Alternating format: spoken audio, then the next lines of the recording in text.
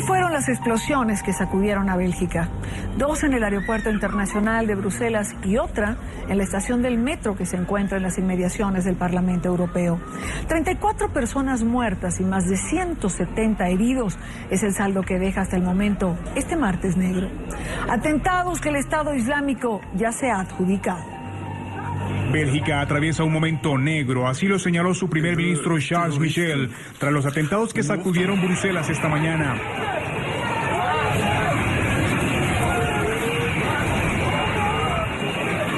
El funcionario pidió calma, unidad y solidaridad y decretó 3 días de duelo nacional. Sin embargo, aseguró que estos ataques no sorprenden al gobierno. Temíamos que un ataque terrorista como este pudiese pasar y es lo que ha ocurrido. En Zaventem y en una estación de metro en Bruselas, terroristas han cometido un asesinato. Estamos ante una situación en la que hay muchos muertos y muchos heridos. El OCAT ha decidido llevar el nivel de seguridad a nivel 4, que significa medidas adicionales de seguridad, el refuerzo de los controles fronterizos y los límites en el transporte público y un refuerzo de la presencia militar en sitios claves. Estamos estudiando nuevas medidas. El funcionario indicó que las medidas de seguridad a raíz de los atentados fueron extremadas. El fiscal de Bélgica también se refirió al atentado que irrumpió en la tranquilidad de Bruselas. Esta mañana hubo 2 explosiones en Zaventem, de los cuales uno era posiblemente la obra de un suicida y una segunda explosión un poco más tarde en Maelbeek. La justicia belga ha pedido a los medios de información que no desvelen datos relacionados con la investigación judicial tras los atentados de Bruselas para no perjudicarla. Ha solicitado discreción. Por su parte, el gobierno reforzó sus fronteras y aconsejó a la población limitar la visualización de videos o música en Internet, no viajar a Bruselas ni saturar las redes sociales o la mensajería móvil, a fin de no sobrecargar las líneas telefónicas y los servicios de comunicación. Quiero saludar a esta hora a Federico Gaón. Él es internacionalista, especialista en temas del Medio Oriente. Es columnista de Infobae y otros medios de comunicación como Foreign Affairs Latam. Señor Gaón, bienvenido. Gracias por acompañarnos. Muchísimas gracias a ti, Dania, por tenerme en tu programa en esta tarde. Señor Gaón, ¿Europa vulnerable ante los ataques del Estado Islámico? Absolutamente sí.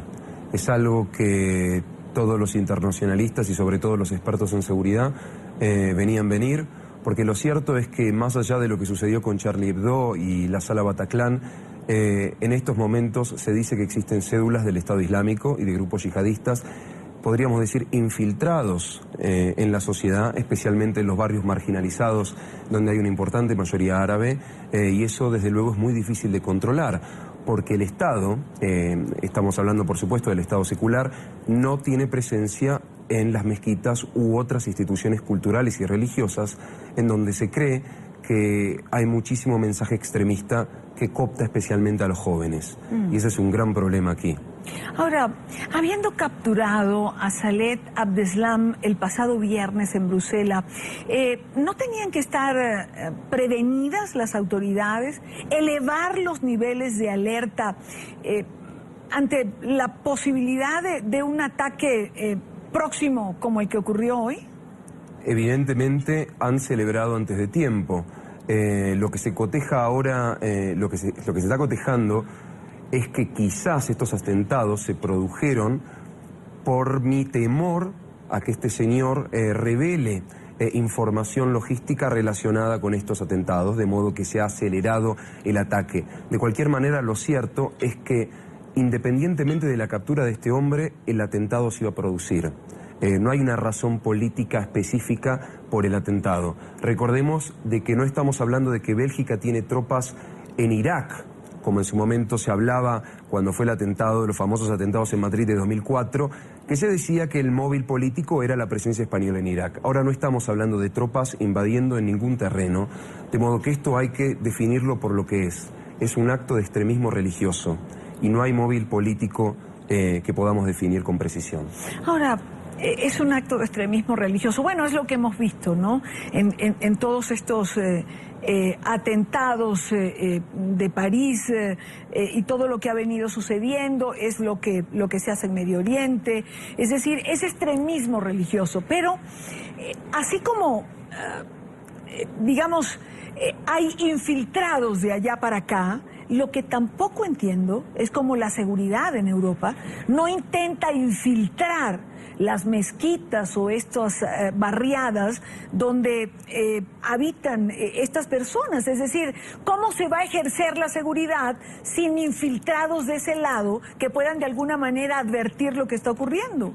Bueno, muy buena pregunta. Eso nos lleva a una polémica súper importante, que es la polémica entre el Estado de Derecho, es decir, el Estado que vela por la privacidad y la seguridad de sus ciudadanos, y por el otro lado justamente esto orwelliano de que el Estado interceda por fuera de la ley. Lamentablemente, lo que los expertos dicen es que la única manera de poder prevenir este tipo de ataques es transgrediendo, ¿no es así?, la privacidad de los ciudadanos, y eso genera una polémica muy importante, porque por supuesto nosotros no estamos acostumbrados a que haya infiltrados o presencia del Estado dentro de instituciones culturales o religiosas, mas esto es absolutamente indispensable. Existe amplia evidencia de que en muchísimas capitales europeas, no solamente en Bélgica, existen centros culturales y religiosos y sobre todo también foros de internet en donde el extremismo está en la boca del día. Y esto parece que ha tomado por sorpresa al cabo de pocos años a las autoridades europeas. Por ejemplo, ahora en febrero, las autoridades belgas han anunciado que van a incrementar la presencia policial en el barrio de Molenbeek, que es un barrio con una importante población de origen marroquí, de donde precisamente estos terroristas proceden.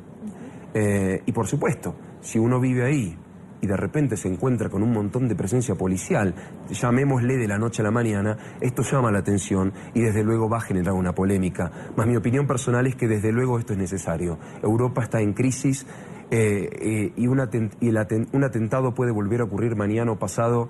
No es por alentar el miedo, pero lamentablemente la situación es así. Hay muchísima incertidumbre. Ahora, la polémica entonces, señor Gaón, estaría en defender la privacidad o defender la seguridad de los ciudadanos. Es decir, es un tema delicado, es una polémica siempre abierta, pero ¿cómo proteger a los ciudadanos sin hacer ejercicios de seguridad? Y todo ejercicio de seguridad conlleva de alguna manera romper la privacidad de cierta gente. Es decir, es trabajo de inteligencia. Exactamente. Y yo me animo a decir que para mí es absolutamente fundamental contar con el apoyo de las comunidades musulmanas moderadas, ¿no? Precisamente.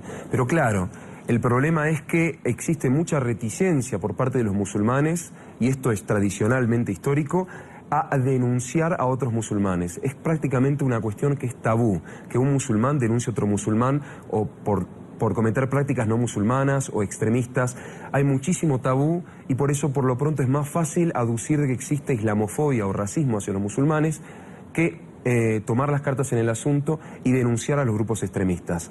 La única manera verdadera de solucionar este problema, más allá de la intervención del Estado, es contar con un apoyo tácito de las comunidades musulmanas para aislar y marginalizar a los extremistas.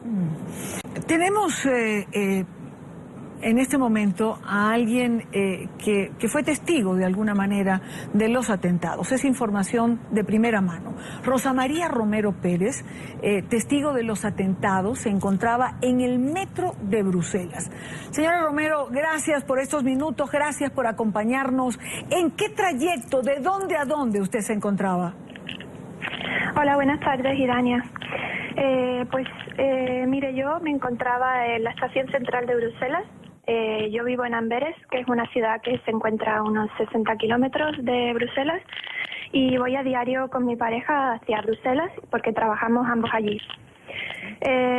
Cuando fueron las explosiones en el aeropuerto de Bruselas, nosotros nos enteramos a través de WhatsApp por un mensaje de un amigo. Y nosotros íbamos en camino hacia Bruselas en el tren. Una vez que llegamos allí, yo siempre tomo el metro para ir hacia Malbec, que es la estación donde me bajo y donde voy hacia mi trabajo. Cuando salí de la estación central y me dirigí hacia el metro, lo subí como cualquier día normal y después de la primera parada, la parada se llama Parc, la policía informaron por megafonía de que todo el mundo debía evacuar la estación porque iban a cerrarla, y también la estación de tren. Entonces, pues todos los pasajeros pues simplemente salimos y cada uno continuó a pie hacia su trabajo. Y nada, yo continué y bueno, pues había muchísima policía, bomberos, sirenas y bueno, un poquito de caos y un poco de miedo porque todavía no sabíamos bien qué era lo que estaba pasando. Y bueno, estábamos un poco desconcertados y bueno, ya después cuando iba llegando hacia la zona de mi trabajo, pues por WhatsApp también me supe que había habido justamente otra bomba en la parada de metro donde yo me bajo a diario sobre esa hora. O sea, es decir, a ustedes los hicieron bajar antes de llegar a la estación Malbec donde ocurrió el atentado. Exactamente, sí, 3 paradas antes ya avisaron por megafonía de que todo el mundo tenía que salir y nos desalojaron porque ya habían ocurrido las explosiones. Al llegar hasta su trabajo queda, entiendo entonces, en el entorno de esta estación. ¿Sí pudo llegar hasta allí o hasta qué perímetro pudo acercarse? Pues tuve que hacer un rodeo porque todo lo que era alrededor de la estación de Malbec estaba cortado. Entonces fui caminando por el alrededor por otras calles hasta llegar a donde está mi edificio. Y bueno, todo estaba acordonado y la policía estaba tratando de controlar el tráfico y de indicar a la gente qué hacer porque las entradas a los edificios estaban cerradas, todos te pedían enseñar tu identificación y bueno, entonces nos quedamos un poco pensando qué hacer, qué podemos hacer, podemos entrar al trabajo, no podemos entrar, que tampoco yo por ejemplo no podía volver a casa porque la estación estaba cerrada, la estación de tren, entonces pues tardamos un poco en reaccionar. Pero bueno, finalmente sí pudimos acceder a nuestros trabajos. Sí. ¿Y en este momento dónde se encuentra? ¿Pudieron trabajar? ¿Desalojaron la zona? En este momento estoy en Amberes, yo vivo en Amberes, que está a 60 kilómetros, y bueno, sí, pudimos trabajar con relativa normalidad porque todos estábamos un poco afectados por lo que había pasado, porque es que verdaderamente a diario todos los compañeros de mi oficina pasamos por esa parada de metro y es que nos podía haber tocado. Entonces estábamos todos un poco consternados y la verdad que pues preocupados por si algún conocido o algún amigo iría en ese vagón donde fueron las explosiones. Claro, Rosa María, una última pregunta. ¿Cómo tomar ese metro mañana, no? Pensando que mañana o pasado puede ocurrir lo mismo.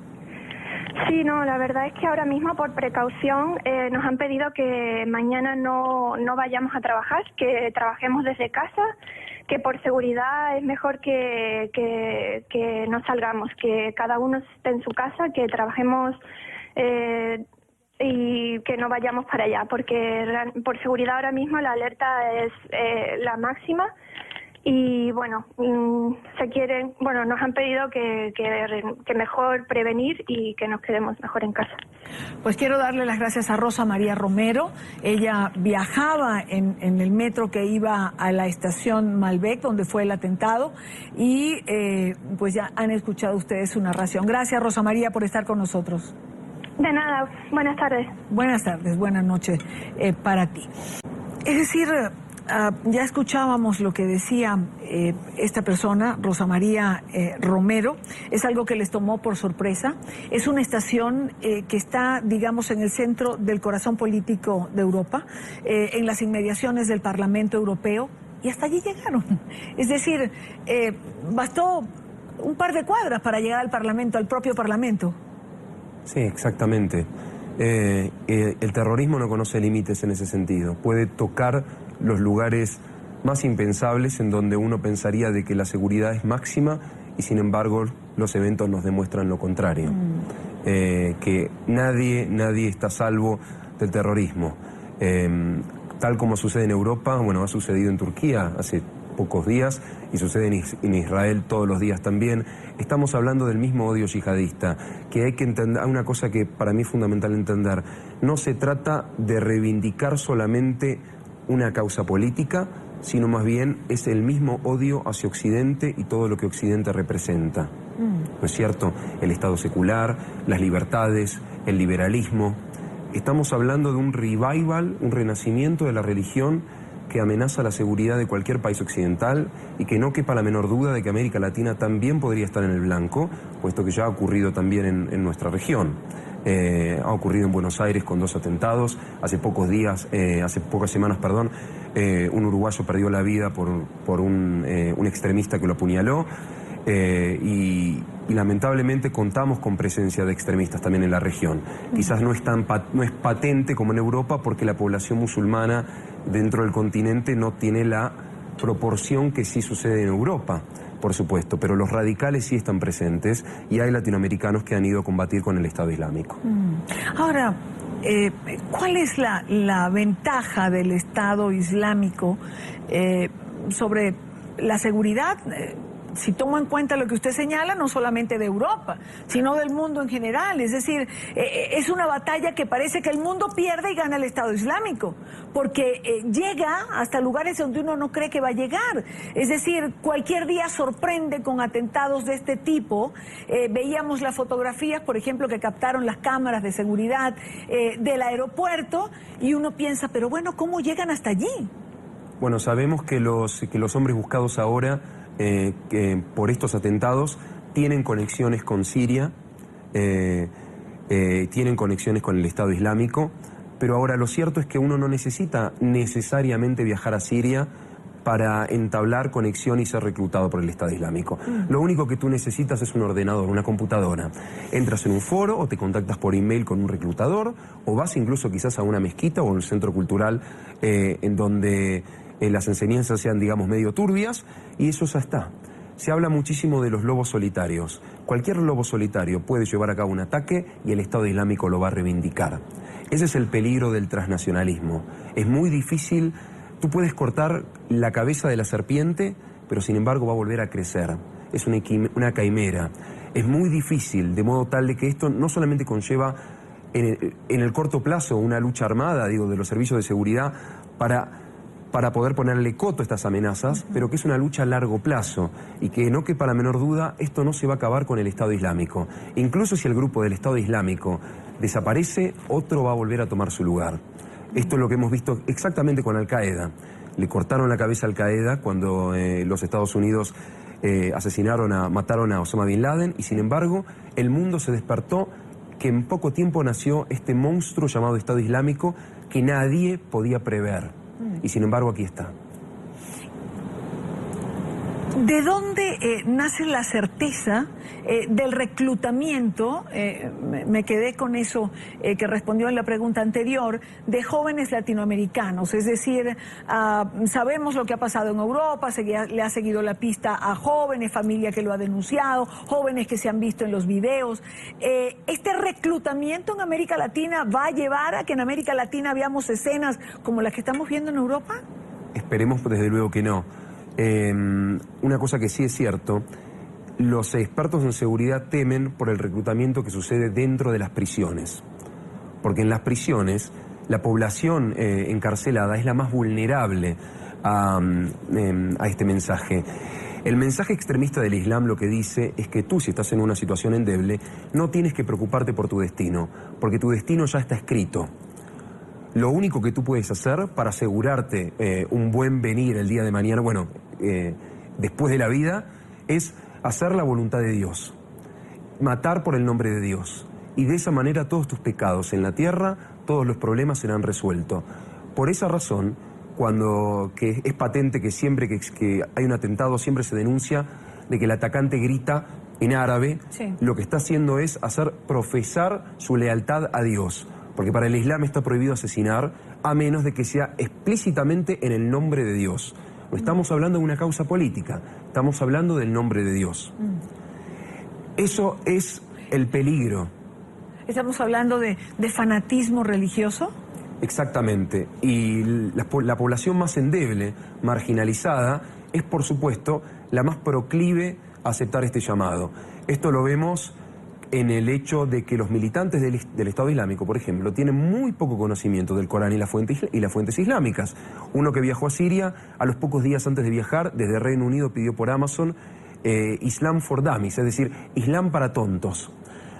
Pero esto no quita, por el otro lado, que el mensaje extremista sea el nuevo, es decir, que este yihadismo sea el nuevo totalitarismo del siglo XXI. Voy a poner un ejemplo concreto. Se dice de que no todos los alemanes eran nazis, ¿no es cierto?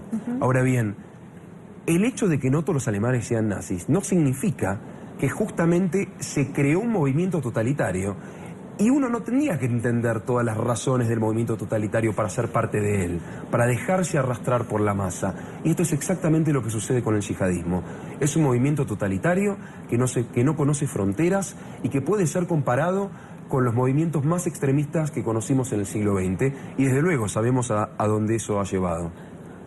Que hemos logrado hacer contacto con Diana Jayón, nuestra corresponsal, que esta mañana se desplazó hasta Bruselas y está allí en el lugar de la noticia. En este momento se encuentra en la Plaza de la Bolsa, en Bruselas, donde se lleva a cabo una vigilia por las víctimas de estos atentados del día de hoy. Diana, buenas noches para usted. Y Dania, para ti, para todos los televidentes de la tarde, un cordial saludo desde Bruselas, una ciudad que hoy ha sido presa del pánico y del miedo a causa de esos atentados. 2 explosiones en el aeropuerto, una explosión en el metro. Más de 30 personas han perdido la vida y más de 60 están heridos en los diferentes hospitales, muchos de ellos de gravedad. Las circunstancias de hoy recuerdan, cómo no, lo ocurrido el 13 de noviembre pasado en París. Y tal como aquella noche, centenares de personas se han puesto cita, como usted lo decía hace unos instantes, acá en la Plaza de la Bolsa. Yo me permito mostrarle a usted y a nuestros televidentes el escenario que podemos ver acá, donde la gente está realmente compungida por el sentimiento de dolor frente a la pérdida, no solamente de sus compatriotas, sino de personas de los diferentes países, de muchos países del mundo. Hay personas de Europa, de América Latina, como sabemos, y también de Estados Unidos. Hasta aquí han llegado para hacer algunos diseños, algunos dibujos, escribir mensajes, también velas y dejar cartas y flores para las personas, para la memoria de estas personas que hoy han resultado víctimas mortales. Y Dania, le quiero contar que la investigación también comenzó de manera inmediata, que se han recopilado ya muchísimas pruebas en los lugares de los atentados y que lo que es urgente es esclarecer si la identidad de las personas que cometieron estos atentados coinciden con los 2 hombres que se dieron a la fuga la semana pasada, justamente un día antes de que las autoridades acá en Bélgica lograran el arresto de Salam Abdeslam. También se están fijando en esos importantes videos de seguridad del aeropuerto, donde 2 hombres estaban presentes en la sala de embarque con un guante negro cada uno en su mano izquierda. Según las autoridades, podrían llevar cada uno en su mano un detonador. Es la situación, la circunstancia que hoy se ha vivido en este país, de muchísima tristeza, de zozobra. No saben qué puede pasar ahora. Era un pueblo, una nación que se sentía muy segura y muy confiada a pesar de las amenazas, pero que hoy han sido blanco de estos ataques y que saben, no se descarta, se puedan repetir. El terrorismo hoy ha atacado ni más ni menos que el corazón político de Europa, uno de los países más influyentes, una de las ciudades más completas respecto a los organismos que representan acá a nivel internacional. Es el sentir de todo un pueblo, el dolor de haber perdido a estas personas y de, sobre todo, convertirse blanco del terrorismo. Seguimos con nuestro invitado, Federico Gaón, y hay una pregunta, Federico, no lo quiero despedir sin que hablemos de esto, y es el filtro. El filtro que reclaman muchos europeos ante la llegada de todos estos desplazados de la guerra en Siria. Hay quien señala que dentro de este contingente que ha llegado a Europa, que ha tocado las puertas de Europa y que algunos han logrado entrar y otros aún permanecen en campamentos, logró pasar desapercibido quizás un gran número de estos terroristas que hoy hacen vida en Europa. Es horrible decirlo, es horrible admitirlo, pero esto probablemente es cierto. Y lo cierto, bueno, es que no hay manera de tener un filtro fidedigno, real, y ni mucho menos efectivo. Cuando vemos las imágenes conmovedoras de muchísima gente tratando de ingresar a Europa, por supuesto, para salvaguardar sus vidas y tener una buena calidad de vida, podemos encontrar infiltrados ahí adentro, y esto es muy difícil de filtrar. No obstante, hay una cosa que sí quiero decir, que es, cuando miramos a los perpetradores que cometen estos atentados, nos encontramos con que si bien tienen vínculos con el Estado Islámico, ellos son nacidos y criados en Europa. Que no caigamos en la trampa de pensar de que estos atentados son la consecuencia inmediata de la aparición del Estado Islámico. Porque cuando vamos a Europa nos encontramos con un montón de barrios en donde la policía, los médicos, las ambulancias, los periodistas no quieren entrar. Son lugares en donde la ley positiva del Estado no reina y lo que reina es la ley islámica. Y esto es una realidad que preocupa a los servicios de inteligencia de todo el continente.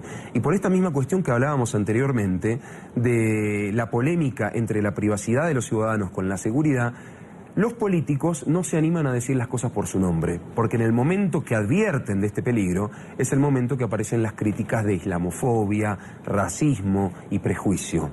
Este es el problema que tenemos hoy en día y tiene muchísimo que ver con el discurso de lo políticamente correcto. Evidentemente, y para cerrar, mi opinión es que los europeos tienen que tomar una decisión. Los europeos tienen que comprender de que el yihadismo no es político, no es que busca reivindicar causas políticas solamente, pero sino que hay un trasfondo religioso muy importante que viene detrás. Y que los atentados que suceden en Israel, en Turquía o en Europa o en Buenos Aires estriban de la misma razón. Y la única manera de combatir este odio, en el corto plazo por supuesto, es con seguridad, y a largo plazo desde luego con educación. Muchísima educación y sobre todo muchísima colaboración por parte de las comunidades musulmanas para erradicar el extremismo que está en el seno de ellas. Federico Gaón, internacionalista, especialista en temas de Medio Oriente, gracias por habernos acompañado. Al contrario, muchísimas gracias a ti, Dania, por tenerme en tu programa, y muy buenas tardes para todos.